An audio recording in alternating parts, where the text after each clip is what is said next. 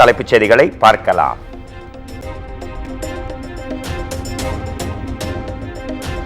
சட்டவிரோத பணப்பரிமாற்ற வழக்கில் ஜாஃபர் சாதிக்கின் சகோதரர் முகமது சலீம் கைது, அமலாக்கத்துறை அதிகாரிகள் நடவடிக்கை.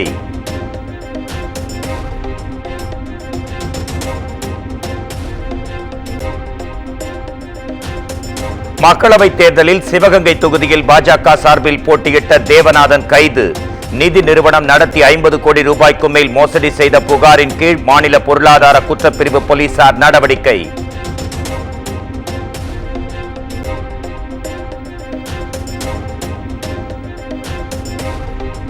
ஆம்ஸ்ட்ராங் படுகொலை வழக்கில் கைது செய்யப்பட்ட அஸ்வத்தாமனுக்கு 4 நாட்கள் போலீஸ் காவல், செம்பியம் போலீசார் மனு தாக்கல் செய்திருந்த நிலையில் சென்னை எழும்பூர் நீதிமன்றம் அனுமதி.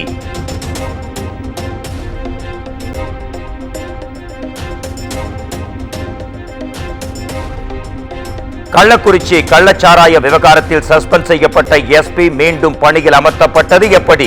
சிபிஐக்கு மாற்ற கோரிய வழக்கில் சென்னை உயர்நீதிமன்றம் கேள்வி.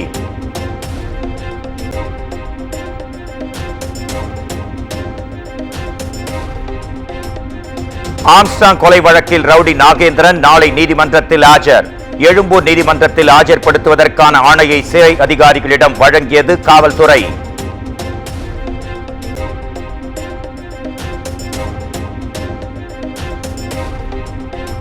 கடலூர் மாவட்டம் பெரியாங்குப்பத்தைச் சேர்ந்த ரவுடி அசோக் குமாரின் வங்கி கணக்கில் 2.5 கோடி ரூபாய் டெபாசிட்.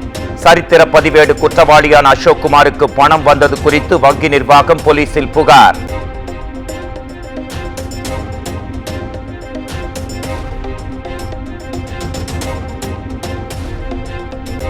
முதலமைச்சர் தலைமையில் நடைபெற்ற அமைச்சரவை கூட்டத்தில் 44,125 கோடி ரூபாய் மதிப்பிலான திட்டங்களுக்கு ஒப்புதல். 15 முதலீட்டு திட்டங்களுக்கு ஒப்புதல் வழங்கப்பட்டதாக கூட்டத்திற்கு பின் பேசிய அமைச்சர் தங்கம் தென்னரசு தகவல்.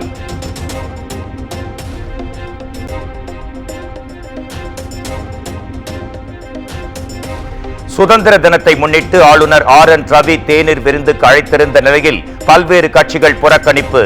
காங்கிரஸ், விசிக, CPM, பாமக ஆகிய கட்சிகள் புறக்கணிப்பதாக அறிவிப்பு.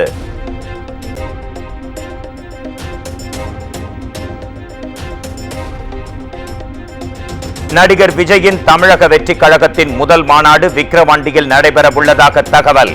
செப்டம்பர் மாதம் 22 அல்லது 26ஆம் தேதி மாநாடு நடக்க வாய்ப்பு.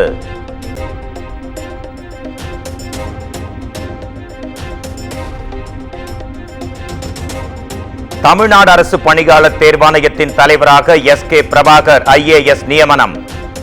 வருவாய் நிர்வாகத்துறை ஆணையராக இருந்த SK பிரபாகர் தற்போது TNPSC தலைவராக நியமித்து தமிழ்நாடு அரசு உத்தரவு.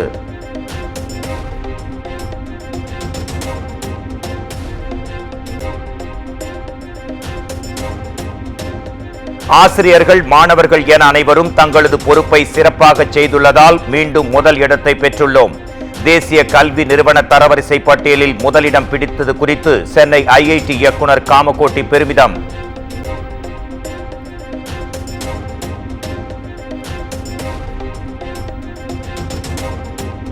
திருவண்ணாமலையில் 10 ரூபாய் கூல்ட்ரிங்க்ஸ் வாங்கி குடித்த 6 வயது சிறுமி உயிரிழந்த சம்பவம். சம்பந்தப்பட்ட தனியார் குளிர்பான நிறுவனத்தில் மத்திய மாநில உணவு பாதுகாப்புத்துறை அதிகாரிகள் ஆய்வு.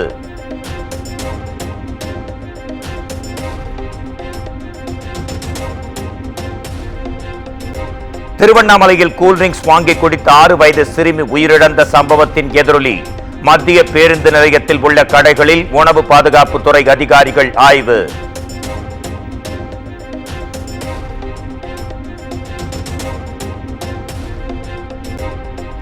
ஸ்ரீவைகுண்டத்தில் பேட்டரி வெடித்து ஏற்பட்ட தீ விபத்தில் மேலாளர் ஸ்ரீதரன் உயிரிழந்த சம்பவம்.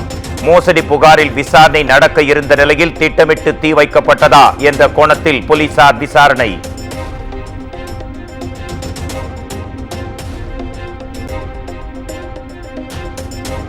திருவள்ளூர் மாவட்டம் பொன்னேரி நகராட்சியின் புதிய கட்டடத்தில் விரிசல். முதலமைச்சர் நேற்று காணொலி வாயிலாக திறந்து வைத்த நிலையில் விரிசல் ஏற்பட்டுள்ளதால் பெரும் பரபரப்பு.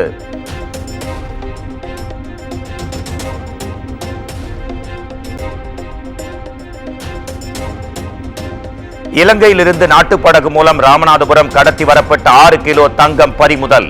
பறிமுதல் செய்யப்பட்ட தங்கத்தின் மதிப்பு 4,56,00,000 ரூபாயாக இருக்கும் என மதுரை வருவாய் புலனாய்வுத் துறையினர் தகவல்.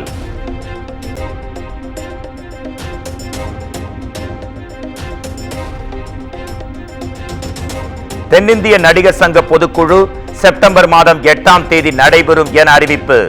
சங்க கட்டடப் பணிகள், நிதி திரட்டுதல், நடிகர் நடிகைகள் சம்பள விவகாரம் குறித்து ஆலோசிக்க திட்டம்.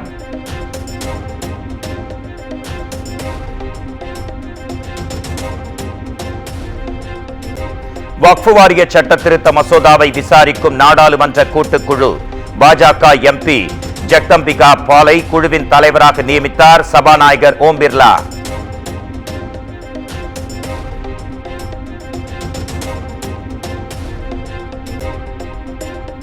கொல்கத்தாவில் பெண் மருத்துவர் பாலியல் வன்கொடுமை செய்யப்பட்டு கொல்லப்பட்ட சம்பவம். சிபிஐ விசாரணைக்கு கொல்கத்தா உயர்நீதிமன்றம் உத்தரவு.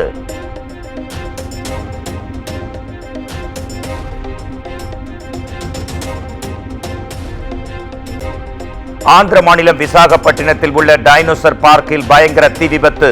பல அடி உயரத்திற்கு கரும்புகை எழுந்த நிலையில் பார்வையாளர்களுக்கு மூச்சு திணறல்.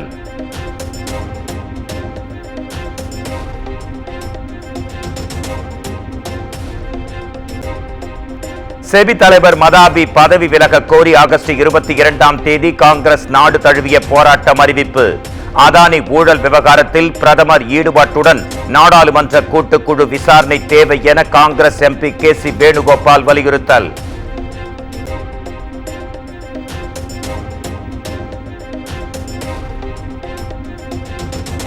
₹30,000 கோடி 100 வந்தே பாரத் ரயில்கள் வாங்க விடப்பட்ட டெண்டர் ரத்து.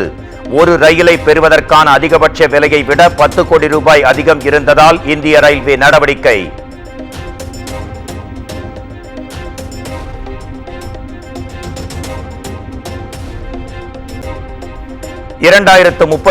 ஆண்டில் இந்திய மக்கள் தொகை 152 கோடியாக உயரும் என புள்ளியியல் மற்றும் திட்ட அமலாக்க அமைச்சகம் கணிப்பு.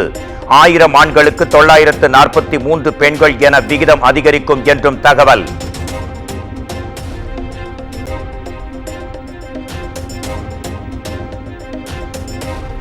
ராஜஸ்தானில் தங்கை வீட்டுக்கு செல்ல அனுமதி கோரிய மனைவியை பைக்கில் கட்டி தரதரவென்று இழுத்துச் சென்ற கணவன். வீடியோ வைரலான நிலையில் இளைஞருக்கு போலீசார் வலை.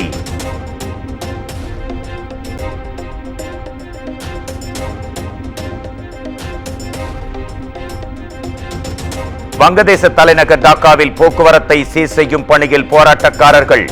விரைவில் தேர்தல் நடைபெறும் என எதிர்பார்ப்பதாகவும் பேட்டி.